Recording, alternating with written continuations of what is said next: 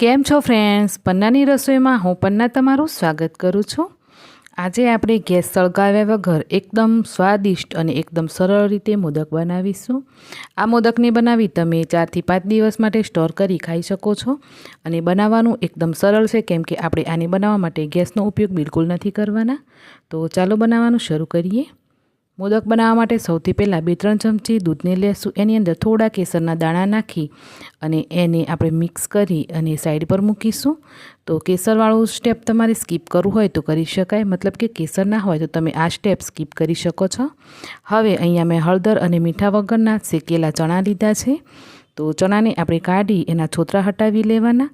તમે રેડીમેડ મોળા શેકેલા ચણા લેવા હોય તો એ પણ લઈ શકાય અને આના દાળિયા હોય એ દાળિયા પણ આમાં વાપરી શકાય।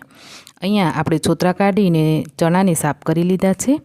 તો હવે આપણે એક વાડકીથી એને મેઝર કરીને એક વાડકી લેશું, એને મિક્સરની અંદર રાખીશું। સાથે જ આપણે 1/4 વાડકી જેટલી ખાંડ લેવાની। તમે ખાંડની જગ્યાએ ગોળનો ઉપયોગ પણ કરી શકો। હવે ચણા અને ખાંડને આપણે પીસી એનો પાવડર બનાવીશું। તો આ પાવડરને એકદમ આમ ઝીણો પાવડર નહીં કરવાનો, થોડો હાથથી અડીએ તો કરકરો લાગે એવો પાવડર કરવાનો। અહીંયા આપણે છોતરાવાળા ચણા લીધા હતા એટલે એને થોડું ચાળી લઈએ। તો એની અંદર થોડા ઘણા છોતરા રહી ગયા હશે પીસાવામાં તો એ નીકળી જશે। તો આ રીતે તમે ચાળીને જોશો તો થોડું ઘણું તો ઉપર રહી જ જશે, એને આપણે હટાવી દેવાનું। તો અહીંયા આપણો શેકેલા ચણાનો એકદમ સરસ કણીવાળો લોટ બનીને તૈયાર થઈ ગયો। હવે એની અંદર આપણે 3 ચમચી દેશી ઘી નાખીશું। તો ઘી તમે જરૂરથી નાખજો, એનાથી આ મોદકનો સ્વાદ બહુ જ સરસ આવશે। અડધો ચમચી ઇલાયચીનો પાવડર નાખીશું। ત્યાર પછી 3 થી 4 ચમચી જેટલી ઘરમાં રહેલા દૂધની ફ્રેશ મલાઈ લેશું। મલાઈ હોય તો તમે જરૂરથી લેજો, પણ હા ફ્રેશ જ લેજો। હવે એને આપણે મિક્સ કરીશું અને જરૂર મુજબ એમાં દૂધ નાખીશું। તો દૂધનો પણ વધારે પડતો ઉપયોગ નહીં થાય આની અંદર, ખાલી 3 થી 4 ચમચી જેટલું દૂધ વપરાશે અને આપણો સરસ એવો આ લોટ બંધાઈને તૈયાર થઈ જશે।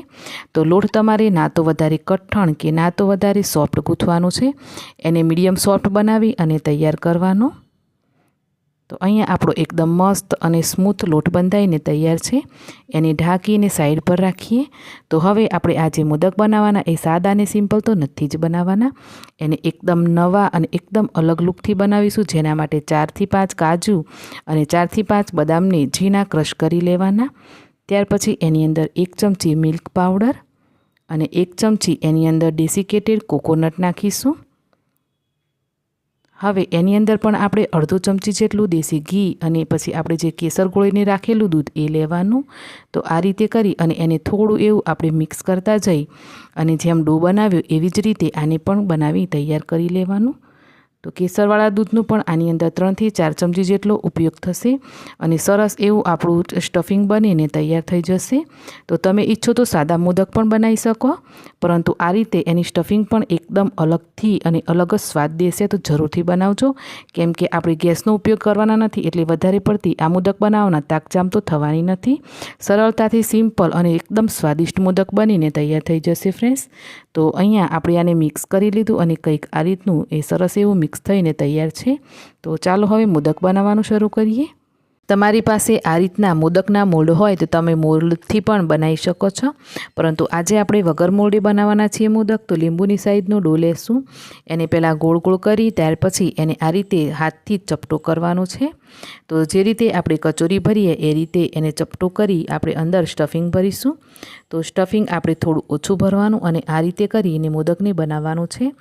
તો તમારે પહેલાં આને આ રીતે અંદરથી મુઠ્ઠી વાળતા જવાનું અને ઉપરથી આ રીતે ખેંચતા જવાનું, એમ કરતા જઈ અને એ મોદકની ટોચ છે એ આપણે બહાર કાઢવાની છે। તો અહીંયા આપણે પહેલો મોદક બનાવીને તૈયાર કરી લીધો છે। તો આ રીતે તમે એકદમ પ્લેન પણ રાખી શકો અને એની ઉપર ચમચીના પાછળના ભાગથી આ રીતે કાપા કરી અને એ મોદકને લુકવાઇઝ પણ બનાવી શકો છો। તો આ રીતે થોડું ચમચીથી એને લુકવાઇઝ બનાવશો તો એ દેખાવામાં વધારે સારું લાગશે। આ જુઓ, તો બસ આ જ રીતે તમે બધા જ મોદક હાથથી બનાવીને તૈયાર કરી શકો છો, કોઈ પણ પ્રોબ્લેમ વગર, અને એકદમ સરસ મોદક બનીને તૈયાર થઈ જશે। અહીંયા મેં અડધા મોદક હાથથી અને અડધા મોદક મોલ્ડથી એમ કહીને બધા જ મોદક બનાવીને તૈયાર કરી લીધા છે। તમે પણ આ ગણેશ ચતુર્થી એકદમ સરળતાથી વગર ગેસ સળગાવે અને વગર મોલ્ડે આ રીતે મોદક બનાવી જરૂરથી ટ્રાય કરજો. અહીંયા તમે જોઈ શકો કે વગર મોલ્ડના છે એ પણ કેટલા સરસ દેખાય છે. તો ફ્રેન્ડ્સ, આજની રેસીપી તમને કેવી લાગી કોમેન્ટ કરીને જરૂરથી જણાવજો. અને તમને આજની રેસીપી ગમી હોય તો તમારા ફેમિલી ફ્રેન્ડ સાથે શેર કરજો. ચેનલને જરૂર સબસ્ક્રાઈબ કરજો. તો મળીશું પછી એક આવી જ નવી રેસીપીની સાથે. આવજો.